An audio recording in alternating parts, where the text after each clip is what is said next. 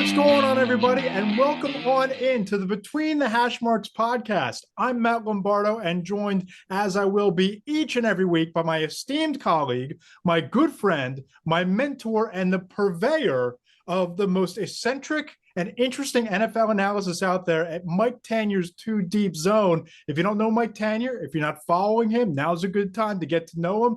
Subscribe to the Too Deep Zone. Follow him on Threads. Mike, I'm looking forward to this. We've been talking about it for years. I'm so pumped to finally get a podcast launched with the two of us working together. I'll tell you what, if I had a nickel for every time I was called eccentric, I wouldn't need a Substack right now. I'd be living on like Scrooge McDuck, or swimming in nickels. And it is great to do this. And I was saying, like, off air, of course, when we finally scheduled this, my neighbor started mowing the lawn right outside my yard. That's Perfect. Perfect. Bad for podcasting. Let me ask you this. Have you reached the age yet where as soon as you hear the neighbor mowing the lawn, you have to mow your lawn? Well, here's the thing. The dirty little secret about me is that there's a teenager in the neighborhood who charges $20 a pop. And I think he has pretty close to a monopoly on the neighborhood. So when he was like doing my neighbor's lawn, I was like, you know what? Forget this. You're cutting his. Here's a 20 spot. You can lock us in as well. I'm glad you specified that the dirty little secret about the teenager in the neighborhood was lawn related, ladies and gentlemen. Lawn related. But $20, you can't beat that. I would do that. I have two sons, but I'm going to be out there mowing the lawn as soon as this is over. Yeah, but you get that nice wire blocker to cool off with afterwards that I saw in your Threads post on Saturday night when, Mike did the impossible. He went ahead in the middle of August and he watched every snap of every preseason game across the NFL so that you didn't have to. And he wrote about it in his outstanding Monday column walkthrough over on Mike Tanier's Too Deep Zone. Mike, what were your big takeaways from what we saw? Because I caught some preseason action, but I got to admit, I was not in the command center with the 3 TVs going as I will be every Sunday during the season. But what were your big takeaways from what we saw this weekend? I do have to clarify, I watched every first half. Okay. So you didn't have to. I'm catching up as we go. So I just discovered that the Tennessee Titans broadcast team started talking about beating mules, or something in the fourth quarter. It made awful announcing. It's actually a hilarious video if you check it out. But like I was like, oh, I missed the part where they were talking about whipping a mule. Anyway, but for real takeaways, first of all, I was surprised and pleased to see as many starters as we saw out there. Yeah. About half the teams had their starters out there for a series or two, sometimes for a whole quarter. This is a sea change from what we saw really from about 2020, or even when Sean McVay first came in, where I think teams are tired of going out there in September and discovering, oh, wait, the offensive line's out of sync. They never actually played together in live action. So you even saw like the Bengals, who would never play their starters for years. They had theirs out there. That was one of the big takeaways I had. And that was one of my big takeaways from, I've been workshopping this hot take that we'll get to at the end of the show. But I was blown away by how impressive Joe Burrow was in that game and in that opening drive and the touchdown to, on that first drive of the game there. I watched him and it was a reminder that he's in the MVP conversation as he should be. And the Bengals can't be an afterthought in an AFC that's a total gauntlet. Yeah, you see him out there. You see T. Higgins out there. And T. Higgins could be in a Brandon Ayuk down like that rabbit hole right now. He could be holding in or anything. No, he's out there scoring touchdowns. Remind us of how the NFL is supposed to look, which in August you can lose track of that because you see so many third stringers out there. But you're right. He's like the forgotten member of this group of elite quarterbacks who's, this time of year, he's usually getting his wisdom teeth taken out or something like that. Some weird thing is happening. Well, last year was hobbling around on the quad injury. If you remember, got he signed the contract and the first practice of training camp gets hurt. And I think that really sent them spiraling on the entire year. So it was nice to see Burrow back in action. But I'm with you. Their performance and Joe Burrow looking like vintage Joe Burrow in the preseason, which I've taken to calling football with an asterisk. So when you read like the Between the Hashmarks mailbag or the 4 Downs feature on Monday, football is back with the asterisk because we all know, as excited as we are and as in-depth as you went on these preseason games, a lot of what we see this week and the next 2 weeks is going to pale in comparison to what happens in September. That's right. And you'll see misleading things. You'll see things that are overhyped, overanalyzed, over scrutinized. We've got jobs to do. We do have, Substacks to fill, articles to write. So, and you want to react and you want to have some enthusiasm about these things. But like sometimes when you're looking at the rookie quarterback and he completes 3, bootleg rollout passes in a row, and you're like, oh my God, we're never going to see an incompletion again. And you realize you have to take that with a grain of salt. Burrow, you don't have to take with a grain of salt. You remember last year when like Jamar Chase was saying, he should just take a couple of weeks off and we'll go 0-2 and then we'll be fine. Jamar Chase was right. They went 0-2 anyway, because he could barely move around in the pocket, and maybe he would have been better off for the year if he had listened to Jamar on that one. Yeah, it sure seems like the skies have cleared a little bit over Cincinnati, and with Burrow being back, they look like they're going to be on a roll again. One thing that I saw, and I want to get into a couple more of your takeaways as well, but I wrote about this in 4 Downs. I thought that the Jacksonville Jaguars put on an absolute clinic and put out coaches tape on the new kickoff rule, whether it was Parker Washington's 74-yard kickoff return on the first kickoff they fielded in this preseason, or realizing, hey, let's just kick it to the 1-yard line and see what the heck happens. And Mecole Hardman fielding it and then taking the knee, thinking that it would be a touchback, but it was really a safety. Right. That film is going to be shared in group chats and email chains with all the special teams coaches around the league. Because let's face it, Mike, I've talked to a couple different special teams coaches about this. A, they're all trying to figure it out. And B, I was told last week nobody is putting their scheme on film before week 1. It's all going to be vanilla. Well, the Jaguars went and did it, and they did it to perfection as you would expect for this new rule. Mecole Hardman taking one for the team of kick returners everywhere. I'll make the dumb mistake so the rest of you guys don't have to. I'm a Super Bowl hero. It's fine. I can go out there and get a safety in a preseason game. But I think that is part of it. When you look at the potential damage you can do if you can loft a pooch punt right around the 1-yard line where this guy is not sure if he's in the end zone, out of the end zone, not sure if he can kneel or not, and you can convert your coverage on the right or left hash depending on where it is. That is probably the weapon for the kickoff teams. But you're right, we didn't see yet, except for some long returns, we didn't see what might be planned by the kick return teams. And you know what I learned from watching that game between the Chiefs and the Jaguars? That as soon as week 1 comes around, every special teams coach is going to say, hey, man, kick it into the 3rd row. I'm not dealing with this. I'm not. I give the NFL a lot of credit for trying here. I give a lot of credit for, they aren't the best organization when it comes to acting on their big talk when it comes to player safety, but they're making an effort here. And after the fiasco in the Super Bowl where you had 20 kickoffs and 20 touchbacks, they're trying to make it a play. But I think that when you start seeing some of the chaos agents that these kickoffs become, smart special team coaches are going to say, all right, let's give them the ball at the 30 or the 35. What difference does it make? Right. And I think they might have to tweak where they give them the ball. You want that play on the field, you may have to take it out to the 40. Nobody's conceding the 40 because you're pretty much a first down. You're a first down away from field goal range and all. So, I don't know. They will probably experiment as they go. They'll probably be steering around the lanes a little bit to figure it out. It's better because it's safer. It's better because there are actual returns. I saw people complaining oh, it's a boring return. It's a return. Right. What do you expect? Kickoff returns for when we were kids were he took it at the goal line and he went to the 21. That was a return, but at least it was a play. Maybe, it might get broken long. It's and not you have a double murder when somebody tried to run the wedge. Oh my God. Yeah. You don't even want to think about that, but guys would also get blown up, etc. A touchback's a touchback. No one wants to see that, and no one wants to see an injury. Give us all the stuff in between.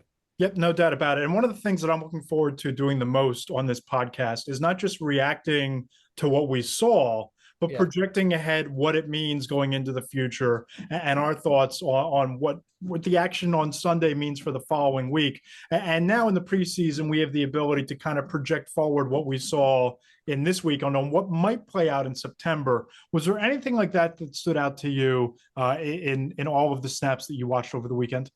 There are 2 rebuilding teams that I can look at and say, this is going to be a long, long slog.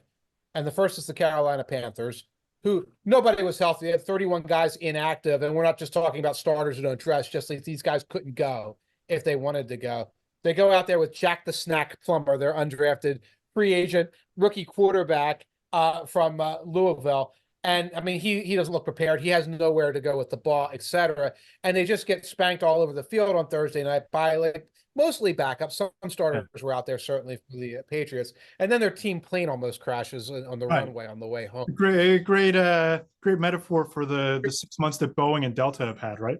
Oh my gosh, yeah. And like, you hope for the best, and it's optical and it doesn't really affect the team. But like, you want to go out there. It's one thing to go out as the new coach and be like, well, we lost our preseason opener.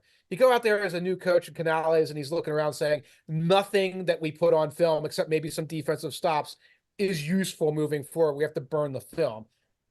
That was one team. Another team is the Los Angeles Chargers. Yeah. No, and I wrote about this last week talking Yeah. to Jake Butt, former tight end at Michigan who played for Jim Harbaugh.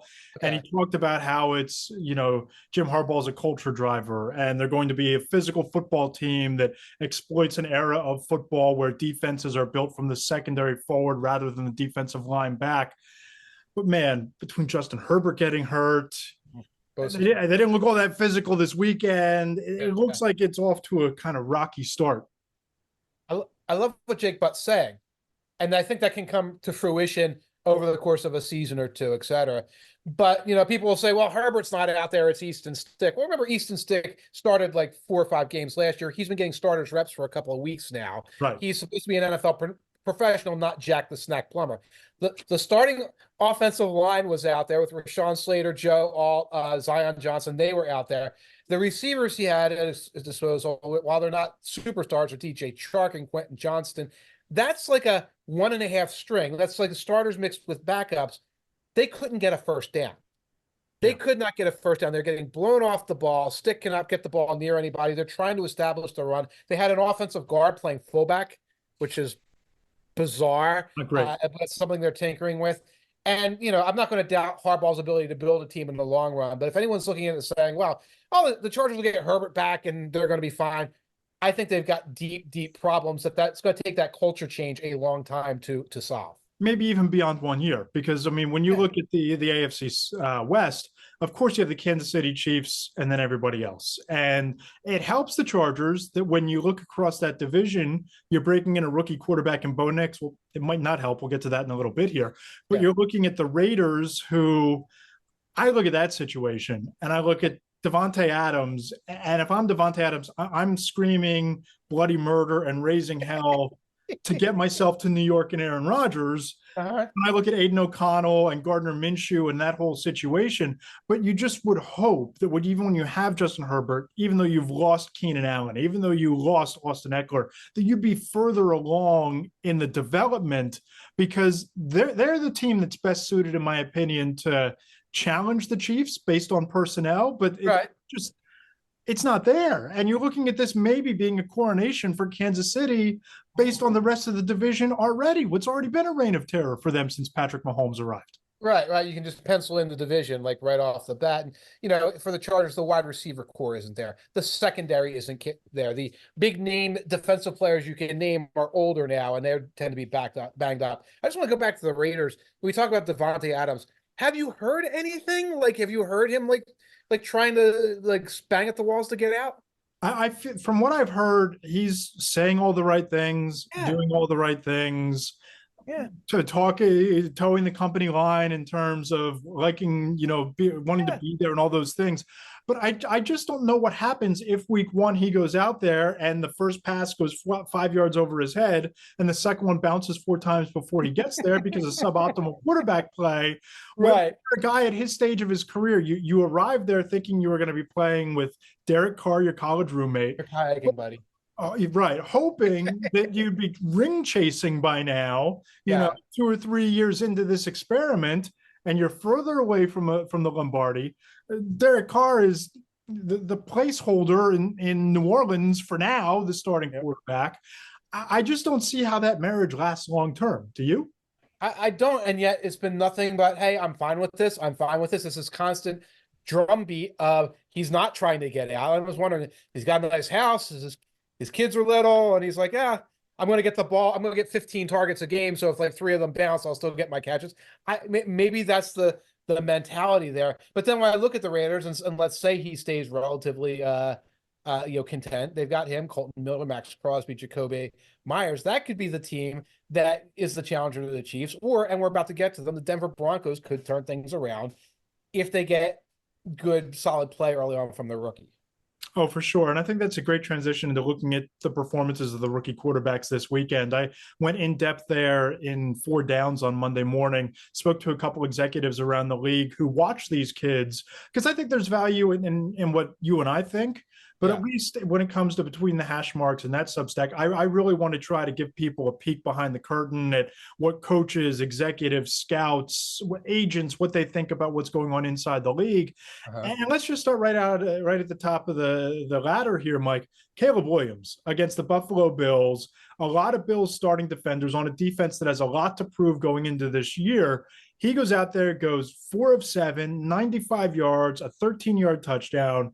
I channeled my inner Tanier, and I said that, if there was a space alien that landed in Orchard Park on Saturday afternoon and was just watching Caleb Williams, you would think that he was a guy who's been in the league for 10 years and might have been involved in the MVP race, because especially that throw where he was on the run, throwing across his body, the deep ball down the sideline to Cole Kmet. That was a really impressive throw. Mm-hmm. And I think that if you're the Bears, you have to be pretty excited by what you saw. You have to be pretty excited. Remember those 4 of 7, I think you said, there were 2 drops. Kmet had a drop. Another guy had a drop. There was a scramble where he gets positive yards on the scramble, gets the first down, slides. Some of these little things where it's like you want to see that slide along the way. Everything you would want out of a rookie quarterback, you saw it out of a rookie quarterback there, and they have to be excited. Again, the throwing ability on the run, the velocity on that pass to Kmet was very good. He made a couple other pretty good decisions. A little bit of rookie blunder stuff along the way too. This is a team that watched Justin Fields have a rookie season 3 years in a row. That's really what they saw, 3 in a row rookie seasons for Justin Fields, where he never really took that next step. Williams looks ahead of where Fields was last year. Again, it's early, we're reacting to the one thing, but you talk to these executives and things like that. They're seeing the same things, and they see that encouragement. Yeah, one of an NFC personnel director told me, he said, quote, "This just in, Caleb is going to be really good. He showed you stuff that you can't coach or you can't teach," which was evident at USC. And to your point, Mike, if you're the Bears, that's what you need to see from Caleb Williams, whether it's in the preseason, whether it's in week 1. I look at Caleb Williams, and he has even more tools than Justin Fields had. And what you saw was what the Bears hoped they were going to get all along from Justin Fields, with a ceiling that's so much higher with Caleb Williams moving forward here. Yeah, it's tools that work together in harmony better, where it's like, well, Fields is faster and can do all these other things. There has to be sort of a coordination between what you can do with your legs, what you can do with your arm, and what you can do with your decision-making process. And we're seeing the first stages of that manifest themselves for the Bears. And I think in Washington, they have to be really excited too. I mean, I've been really high on the Commanders. I've listed them as a surprise team. I think that they're a team that can make a run at the wild card based on the talent they have around them, maybe play spoiler for some contenders down the stretch along the way there. And Jaden Daniels, 45 passing yards, now 42 of them came on a perfectly placed dime down the sidelines between defenders. And I know it's a chunk play, but it's the kind of throw that he dropped it down a chimney into a tight window. And you haven't seen a lot of that in Washington. You haven't seen a lot to be excited about for the old football team over the last half decade or so. That's it. And word came out later, he audibled into the play. That's even more impressive. That's more impressive. He's seeing isolated coverage on that sideline and says, "I'm going to take a shot play." It's kind of thing Jalen Hurts was doing successfully for a couple of years and then had trouble with late in the last season. But that bodes well for him. The reason why I don't see this team as a potential spoiler or anything as of yet, I don't know who their left tackle is at all. I don't know. Their edge rushers are like the former backup edge rushers of the Cowboys. Like, that's not that exciting to me. I don't know what their secondary looks like. So I'm excited about Daniels. I think it's going to be a little bit of a longer run for him than it might be for some of these other guys. Still, I love that. And he was one of a couple of quarterbacks this week. It was him, Jordan Love, and CJ Stroud. Hey, I'm starting. Chunk play up the sideline. Bye. Right. That's all I need. I'm here. I'm good. See ya. No doubt. Yeah. And I spoke to an AFC executive who was in MetLife doing some scouting on this game. Okay. And, you know, he said he looked very similar to what he put on tape at LSU, that it was definitely a positive start for him, playing against backups, but he, quote, more than fit in. And to me, we've, over the years, you and I have covered the league for a couple decades combined between us. You covered 5 Super Bowls, 6 Super Bowls, 5 or 6. I've covered 4 or 5. 10, you got Super Bowl. Super Bowl X. That's right. That's right. Yeah, I was Super Bowl V. You were Super Bowl X in the desert. That's right. How did I forget that? But over our careers, how many times have we seen guys that were drafted early on and they're swimming? You know, even in the preseason, they look like, oh my goodness, you know, what did they see in this kid? That wasn't the case with Jaden Daniels or Caleb Williams or a lot of the guys that we saw.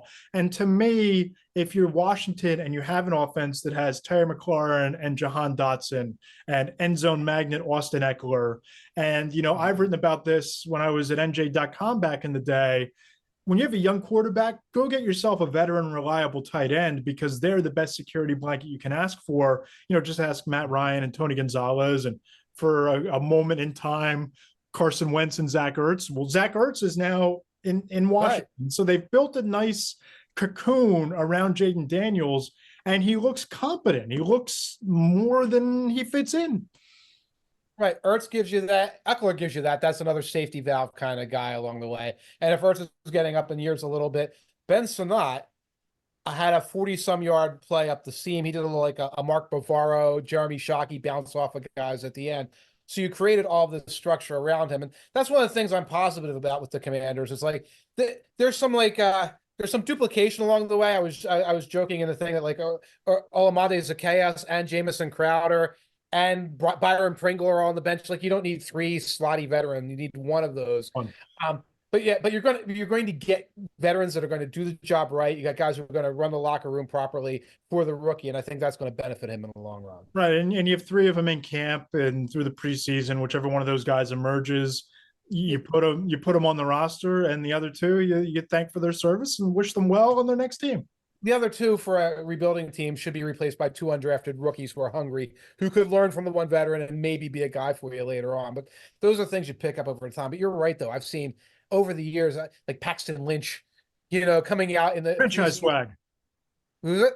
Franchise swag. One of our former colleagues in Philadelphia, loathed the Eagles not picking Paxton Lynch because of franchise. Right, and they're like hiding him. They're even hiding him in his first preseason. Remember Drew Lock a couple of years ago? Yeah, going out in the Hall of Fame game, and like, this young man is lost, and he is not quite found his way since then. Along the way, he's banged up right now. But to a lesser extent, Justin Fields. You know, I was a believer in the promise, especially last year with DJ Moore arriving. But there's another guy chosen with a top 15 pick who just never quite lived up to it.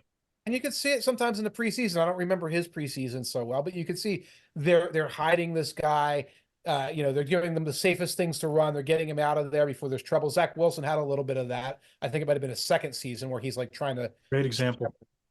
Scramble for like positive yardage and dive headfirst into guys and getting hurt and things like that. The only person who was hidden of the first round picks a little bit was Drake May.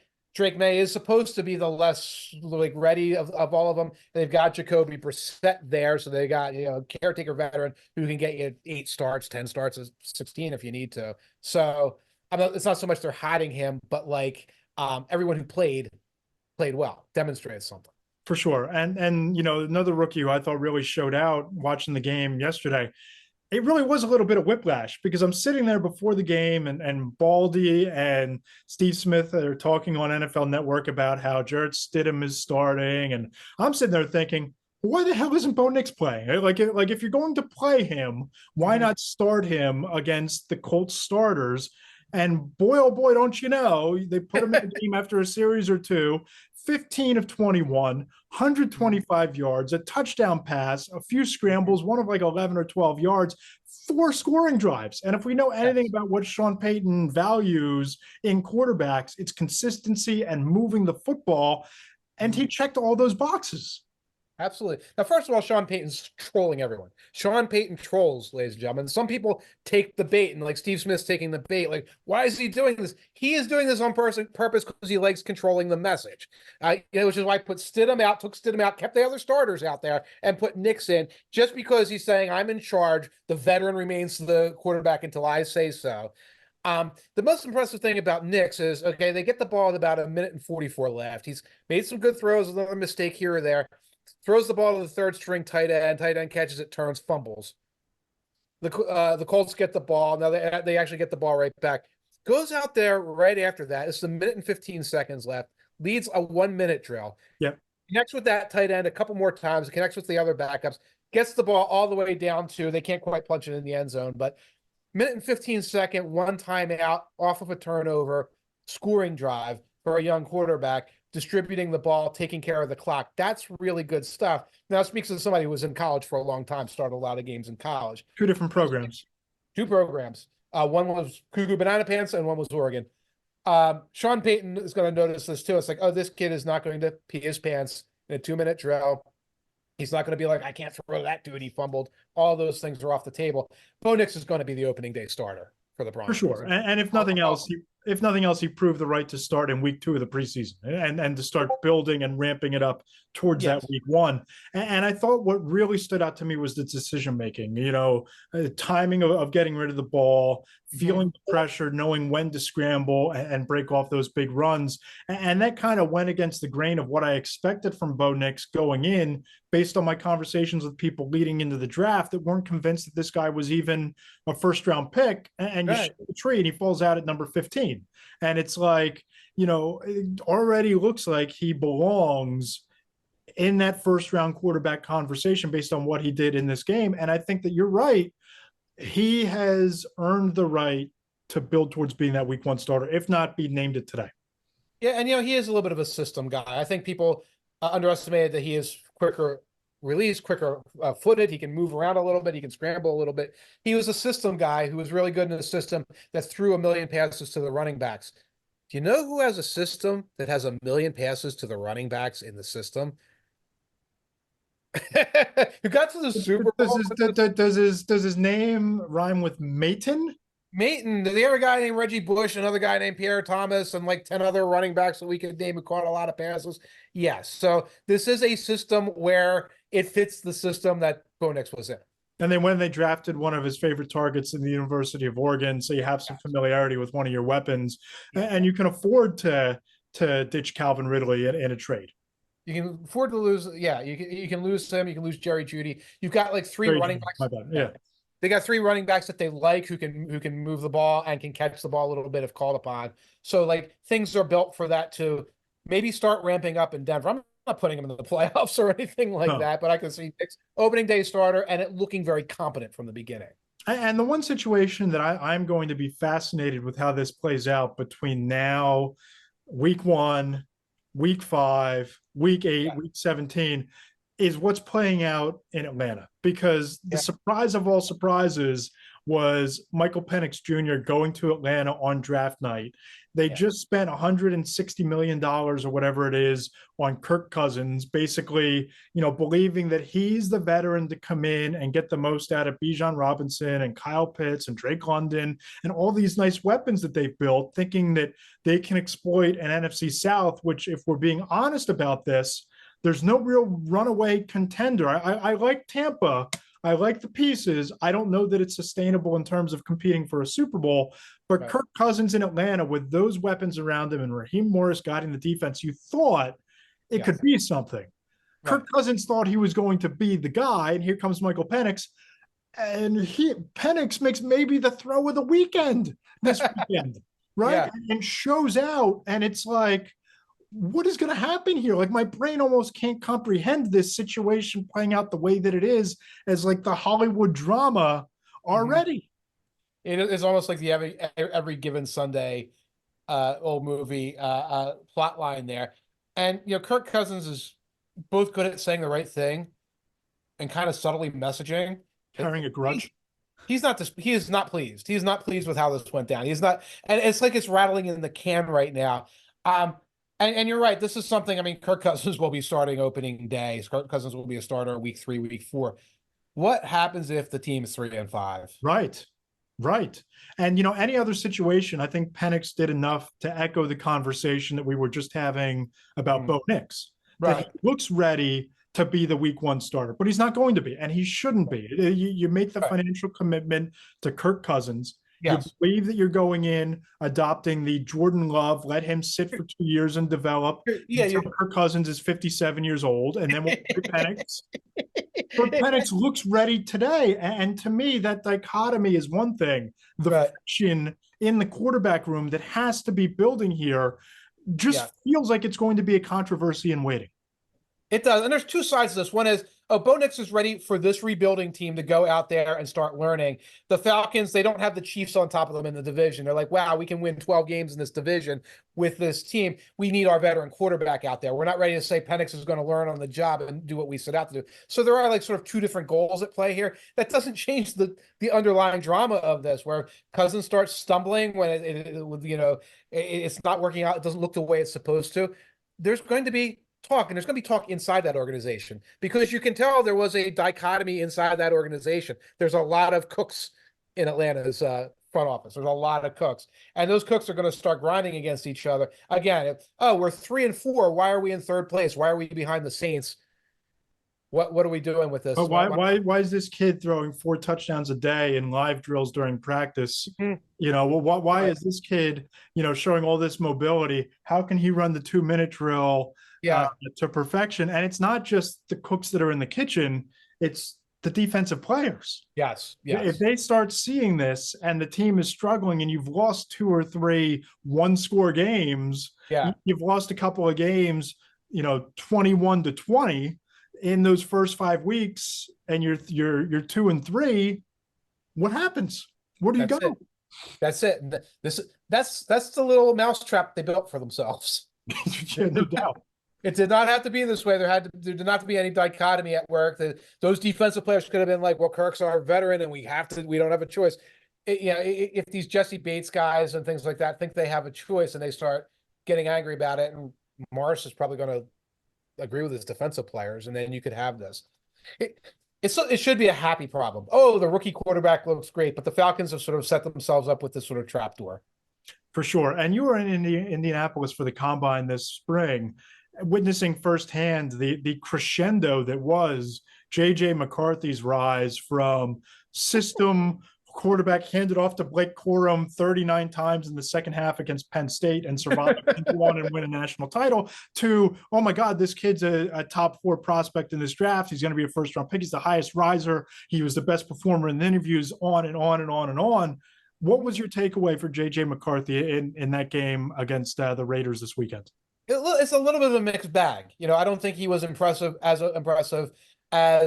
Nix was, or certainly as Caleb Williams was, but he showed that he had the talent. Definitely showed he had the gumption. You're looking at Jim Harbaugh's quarterback when he's scrambling in a preseason game and diving and trying to truck a defender at the end.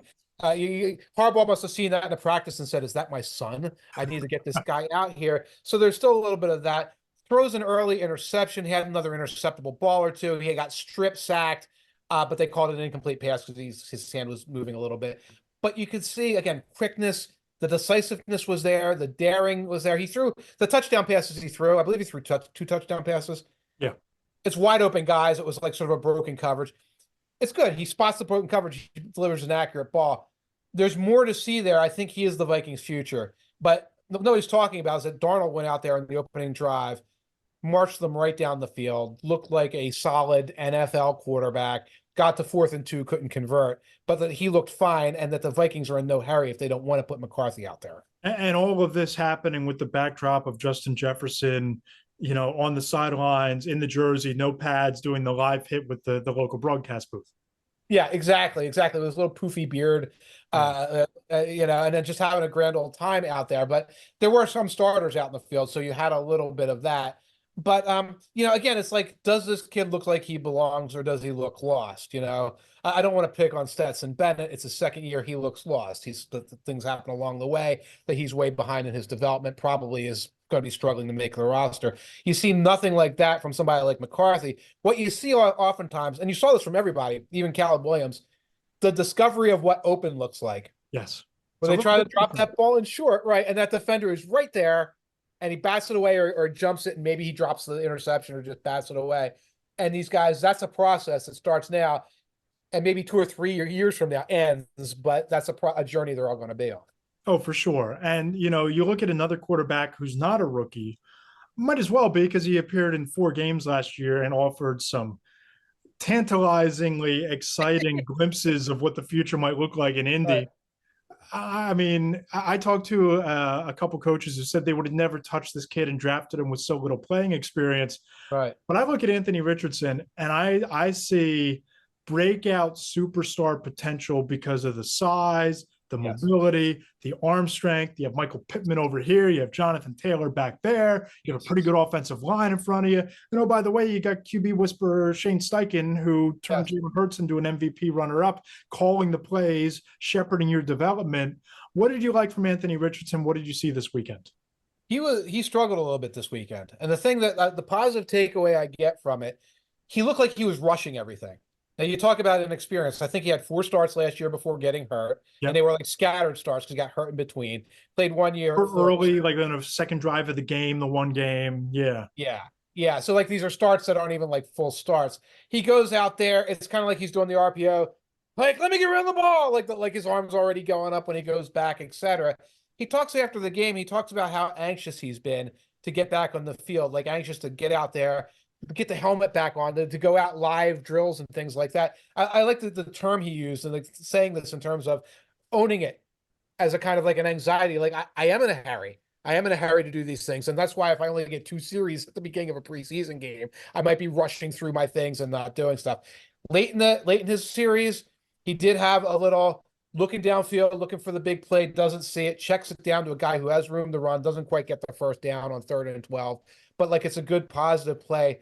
Signs like that, I'm encouraged. I've heard encouraging things out of Indianapolis. I want it to happen too. I want to see this kid break out. But that's one where it's kind of like it's still behind the curtain. For sure. And, the great thing about preseason football is we can all kind of get overly excited about things that when the curtain starts to go up a little bit. Yeah. And I'm just watching everything, taking that 30,000-foot view of the league. This is the hot take from my living room couch. Okay. I'm of the belief that this is going to be the most competitive NFL season we've ever seen. There might not be a 13-win team in this league because of the balanced quarterback play. You're looking at the starting quarterbacks that we talked about that are rookies coming in. Williams, Daniels, Nix, all looking competent. Anthony Richardson coming back with all of that athleticism. Okay. Burrow looking like he's going to be the MVP conversation. We think Aaron Rodgers is going to be healthy with a great supporting cast around him. Miami is Miami. They're a team of track stars. In the NFC East, I think you have 3 teams that can make a playoff push, and then the Giants have a couple of nice pieces. Right. Now, this just might be of me taking hopium and, hope's pretty eternal across the NFL as training camp turns into the preseason. But I just get the sense that you're going to have a lot of 10 and 11 win teams fighting for playoff spots, fighting for divisions, because this is the parity that we've talked about forever with all the quarterback play being as strong as it's been, has the chance to be. Give me 1 second. 1 second here. What do you when you talk about props for the hot take? Here comes the hot take. You sound a little bit like Rob Lowe on the sidelines with the NFL hat, repping the shield. Repping the shield a little bit. You like a little banner, a little pennant for football. If what you're saying is true, and I'm gonna like push back on a little bit, but like, of course, that's why we're here. And we're still here next week. If you're going to look at like the bottom of the standings and do like some overs on the wins, I could definitely see that. Like some of these teams at the bottom, maybe bang the over on some of them. And maybe some of the teams at the top bang the under on them, because it is going to be parity. There's 2 teams that I look at and say they're going to blow a hole in the theory. One is the 49ers. Yeah. They're that good unless Ayuk demands a 4-way trade and takes Christian McCaffrey in his duffel bag when he leaves town or something like that. Because that looks like a 14-3 team. Yeah. The Panthers look like a 3-14 team. And in your rundown of guys who look good, we did not see Young. We did not see Not there. Bryce Young.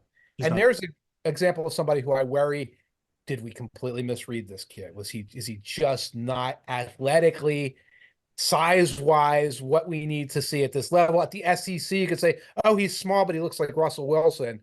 And then he gets to the NFL, it's like, no, my God, he's small, not like Russell Wilson, but like the JV point guard. But in terms of the competitive balance, I do see it because some of the teams at the bottom, and we talked about them. Okay, I'm pessimistic about the Chargers, but Harbaugh is a factor and Herbert's a factor. Pessimistic about the Broncos, but they got veterans. Peyton seems to be happy now that Wilson's gone. You have that, and then when the flip side is those teams at the top, the Chiefs suffer a Hollywood Brown injury. Bills are trying to do this without receivers, et cetera, et cetera. It's an interesting thing to think that's all going to be any given. No, you look at the 49ers the same way that I'm looking at Kansas City.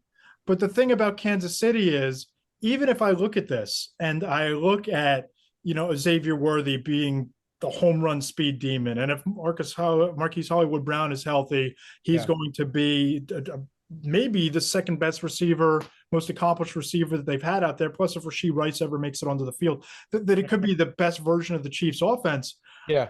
But they're also due for a little bit of a course correction or a little bit of a reversion to the mean a little bit, which makes me think that if all the things don't fall into place for them, they're not going to win 14 games. And in San Francisco, if the injury bug starts to nibble away at them or keep nibbling away as it has since the Super Bowl and Dre Greenlaw's injury, what happens? Because you still have Detroit, Green Bay, Philadelphia, to a little bit of a lesser extent, Dallas. There are a lot of teams that you could put in that upper echelon, and the bottom isn't as low, I don't think, in the NFC as we thought maybe it was going in. Yeah, I still don't know about the bottom in the NFC, but there was two different set of if-ifs. The Chiefs' if-ifs are manifesting right now. Rashee Rice has got a court date coming up. Hollywood Brown is hurt, and Xavier Worthy's a rookie. You look at the 49ers, and Brian Knowles wrote about it at the FTN Almanac. They had the third best injury luck in the NFL last year. And I don't know, actually, I do know what that team looks like when they have a few injuries. They went 0-3 when they had an injury crisis in the middle of the season. Still, that's a little bit more theoretical on that side. And when you mention the teams that are nipping at their heels, those teams are, not necessarily divisional foes, et cetera. When you start saying who's nipping at the Bills' heels, you've got two teams right there. Right. And the Bills are going to have the toughest schedule in the NFL. The Chiefs do have the safe division, but we've seen all these other teams across the top. We haven't mentioned the Browns, who have the best defense in the NFL. We haven't mentioned the Texans, who I think are going to walk away with that division. Awesome. Run away with it. Yep. Right. So, we'll see. I mean, I'm rooting for an exciting season too. But like the Burt Bell fantasy of everybody between 10-7 and 7-10, I'm not sure we're there yet. We'll see. We'll see what happens. It'll be fun to revisit this in around Thanksgiving. Yes. We'll have the big Walt Disney World turkey legs, and we'll chomp on them and be like, "Oh, Matt, you were such a moron. What were you thinking back then?" Or I'll get to take my victory lap and be like, "I told you it was coming." Yeah, look at this. There are 30 teams that are still playoff eligible. It's like that will be fun, obviously, but if there are 30 teams that will still be playoff eligible, Panthers will not be one. Not going to be close. And I don't know about the Raiders either. Mike, this has been a lot of fun, a long time coming. Can't wait to keep it building each and every week. We'll be back next week as well. Make sure you subscribe to Mike Tanier's Too Deep Zone. Follow him on Threads at Mike Tanier. I'm at Matt Lombardo, NFL on Threads. And of course, if you're listening, be sure to subscribe to the podcast over on Apple Podcasts, Spotify, YouTube, and of course, Between the Hashmarks. And Mike, this has been a ton of fun. I can't wait for the coming weeks and the year ahead. Absolutely. This is a blast. Let's keep doing it like we've said we're going to do. Let's keep at it. All right, man. I'll talk to you next week. This has been great. Nice hat. Yeah, go NFL.